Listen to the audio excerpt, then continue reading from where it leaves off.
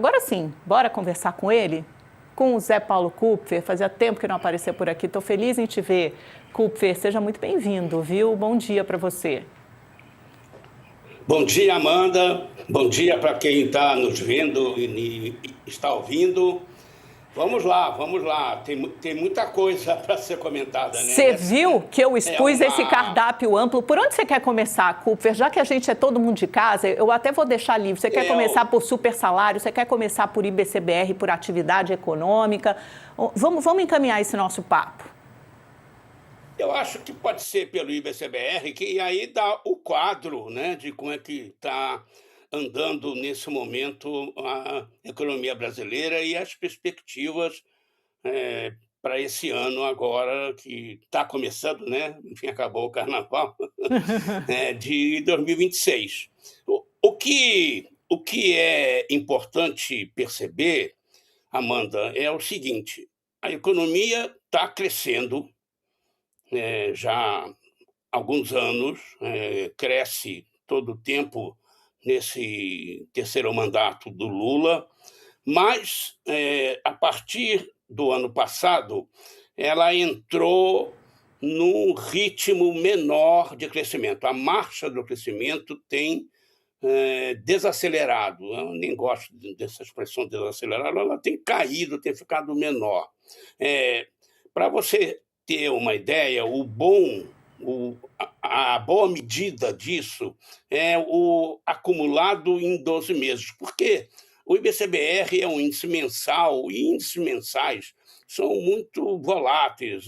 Tem um mês que tem alguma coisa diferente, tem um mês que tem uma situação própria desse mês. Então, o número mensal dá uma ideia, mas não é uma ideia mais forte, mais sólida de como é que está se comportando a atividade econômica. Então, quando você pega o acumulado desse IBCBR, que é um índice interessante, ele se aproxima quase sempre do PIB, do Produto Interno Bruto, da economia como um todo, embora em alguns momentos não seja bem uma prévia, mas em geral é. Então, o que está acontecendo é o seguinte: em março, há um ano praticamente, a economia nesse ciclo chegou no seu pico. Crescimento em 12 meses, em março de 2025, era de 4,2%. Como se tivesse terminado um ano crescendo mais de 4%, um crescimento nesses tempos atuais bastante robusto. E daí para frente, Amanda, caiu mês a mês, crescendo, caiu mês a mês, até chegar nesses 2,5% com que fechou 2025. Então, o crescimento de 2025 pelo IBCBR foi de 2,5%. Caiu de 4,20 para 2,5. O PIB, as projeções que estão mais recentes, e o PIB do ano passado vai ser divulgado agora, daqui 10, 12 dias, acho que dia 3 de março, pelo IBGE. As previsões atuais para o PIB, tanto do governo quanto do setor privado, é um crescimento de 2,3% no ano passado. Então, está batendo com o IBCBR, é um crescimento bastante razoável. Se ele se confirmar nos 3 anos, por enquanto, do governo Lula, é um crescimento de mais de 10%, dá perto de 3% ao ano, um crescimento forte para os tempos atuais. Para você ter uma ideia, em 30 anos, só em 12 deles, o PIB, a economia, a atividade cresceu mais do que 3%, então é um número razoável. E as previsões para 2026, agora no começo do ano, elas estão confirmando essa ideia da desaceleração. Então, no setor privado, por volta de 1,8%, abaixo de 2%, e o governo está mantendo 2,3%, mas isso, a gente sabe, tem um pequeno viés de baixa. Então, Agora, a situação Sim. Não, perfeito. Eu acho que... Pode completar. Completa seu raciocínio, que aí eu quero te fazer uma provocação, para a gente tentar fazer uma reflexão juntos. Mas completa teu raciocínio. A moral dessa história para as pessoas é o seguinte: é preciso diferenciar o nível de uma coisa, no caso, o nível do PIB, do ritmo em que ele anda. Então, quando você lê PIB caiu de tanto para tanto, não significa que ele deixou de crescer. Ele continuou crescendo, o nível está mais alto em relação à medição anterior. Porém, a marcha, o ritmo, está desacelerando. Perfeito. E é isso que está acontecendo na economia brasileira de um ano para cá.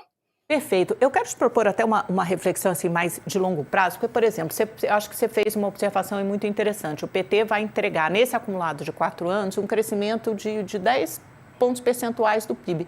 É bastante coisa, né? Um crescimento acelerado, se você for comparar com outras quadras recentes da história brasileira. Agora, por outro lado, vai entregar também uma dívida muito maior, que vai ter aumentado a mesma coisa, cerca de 10 pontos ou até mais de 10 pontos. Então, para você entregar um PIB maior, você está entregando uma dívida maior também. Como é que esses dois indicadores conversam, dialogam, Kupfer? E para você, que legado esse Lula 3 deixa, em termos econômicos? Eu acho que é uma questão bem legal, porque ela permite que a gente fale sobre como é que a economia brasileira está sendo estimulada, como é que esse comportamento de crescimento, porém em desaceleração, o que está provocando isso?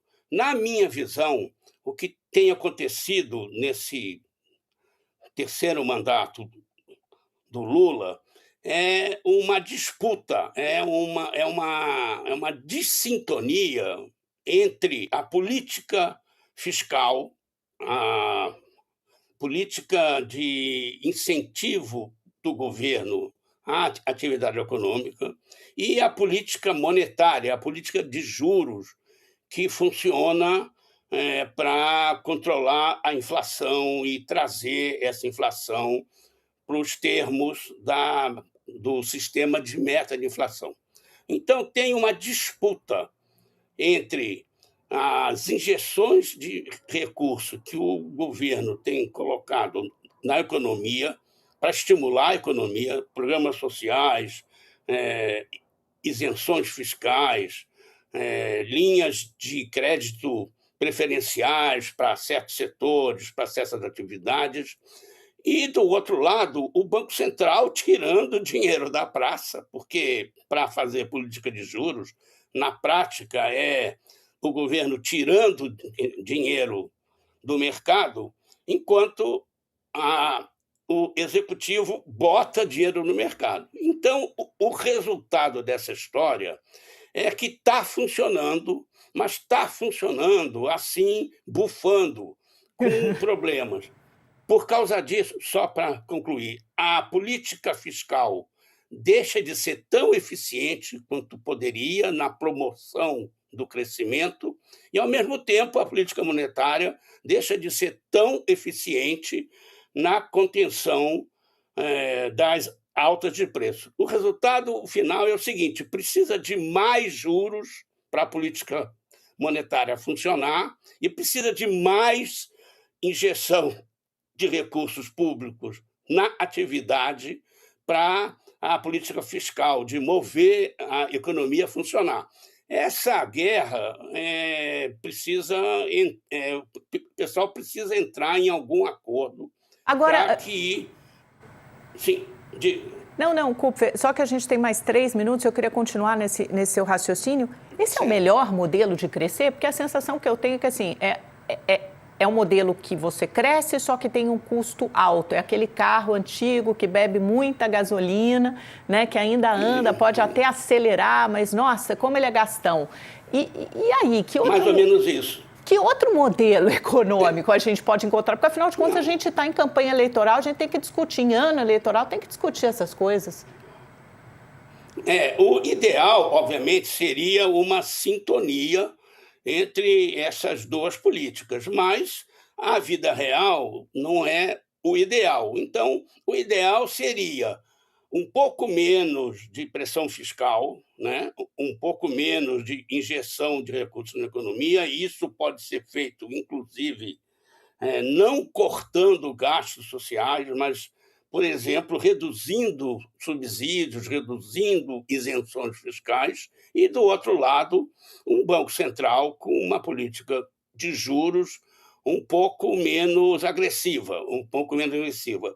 Parece que é isso que se vai tentar ao longo desse ano, tanto do ponto de vista do executivo, com algum controle um pouco melhor, é um ano eleitoral, isso fica mais difícil, obviamente, dos gastos públicos e também com essa perspectiva, que eu acho muito clara, de redução das taxas de juros. Então, vai ser num nível insuficiente para, por exemplo, fazer a economia deixar de desacelerar e crescer de uma maneira mais sustentável nesse nível razoável de 3% que está tendo no momento. Quanto à dívida, tem pouco tempo só para terminar, eu acho o seguinte, a dívida é um problema, ninguém duvida, ela está tendendo a crescer porque está tendo déficit público e tudo mais, mas a gente precisa entender a estrutura dessa dívida e as escolhas que precisam ser feitas. Por exemplo, só dando um exemplo, da dívida bruta, 20% desses 80% do PIB, 20% é carregamento, é o custo de ter reservas internacionais no nível que nós temos de 350 bilhões de dólares, que é o que nos permite, há muito tempo, não falar de dívida externa. Quem é um pouco mais velho vai lembrar que até lá nos tempos do Plano Real, o país viveu crises cambiais dramáticas em consequência das crises da Ásia, da Rússia, enfim. E, inclusive, porque queimou as suas reservas tentando manter o dólar baixo e, portanto, a inflação baixa nos primeiros anos do Plano Real, que resultou numa crise violentíssima em janeiro de 1999, que foi o que produziu o sistema de meta de inflação. Naquele período, para segurar a confusão, o Banco Central, já com Armínio Fraga, para vocês lembrarem, ou quem não sabe, quem não era nem vivo lá, a taxa de juros chegou a 45%, Amanda. Não é esses 15% que já são absurdos. 45% foi uma crise cambial gravíssima. O ministro Pedro Malan, antes de ser ministro, passou anos negociando a dívida externa brasileira. O país tinha dado calote, era um caloteiro internacional. Não se fala mais nisso.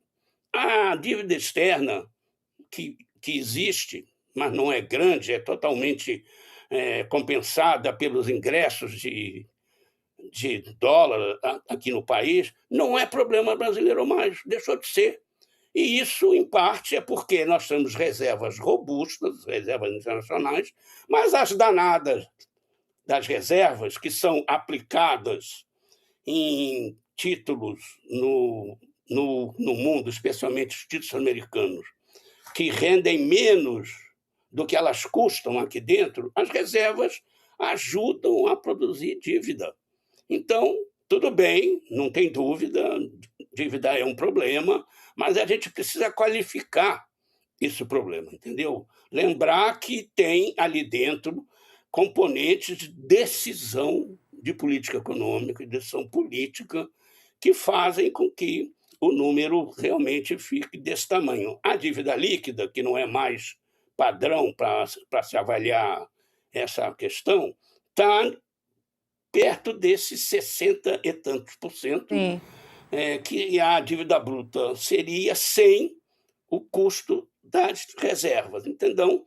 Então, isso a gente precisa saber para poder analisar e dizer a dívida está muito alta e precisa ser contida e temos que fazer superávites Ô, Kupfer, nas contas públicas para exatamente reduzi-la. querido, o papo está muito bom, mas infelizmente, olha, você sabe que o meu tempo é curtinho, né? A gente já até estourou. Mas tem que correr. temos que correr. Mas super obrigada e já está convidada a voltar outras vezes. Adorei a nossa rápida pensata aqui sobre a economia brasileira, viu, querido? Bom fim de semana para você. Muito obrigado, e você sabe, eu estou sempre à disposição, porque essas conversas, elas são boas, porque a gente melhora os raciocínios, a gente aprende mais. É verdade. Quando a gente tenta explicar do que sem essa possibilidade. Então, A gente vai treinando, né? A gente treina o todos. cérebro, é verdade. Exatamente. Obrigada. Exatamente. Bom Obrigada, fim de semana Kupfer. para você Bom dia. e todos. Tchau, tchau. Bom fim Tchau, de tchau. semana.